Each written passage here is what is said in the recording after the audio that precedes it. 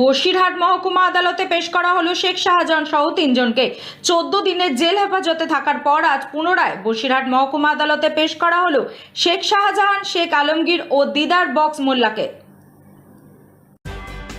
বসিরহাট মহকুমা আদালতে পেশ করা হলো শেখ শাহজাহান সহ 3 জনকে 14 দিন জেল হেফাজতে থাকার পর আজ পুনরায় বসিরহাট মহকুমা আদালতে পেশ করা হয় শেখ শাহজাহান, শেখ আলমগীর এবং দিদার বক্স মোল্লাকে। এখন দেখার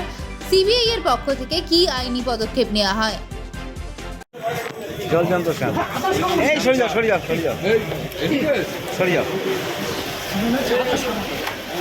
এই সরে একটু কি আছে দেখি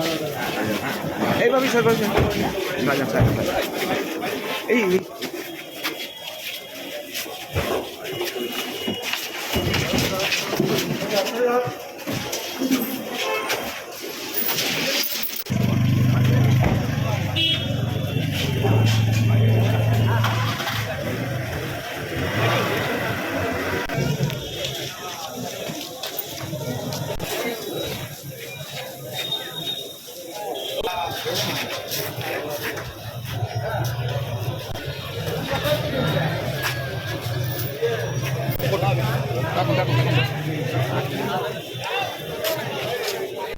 না বলদা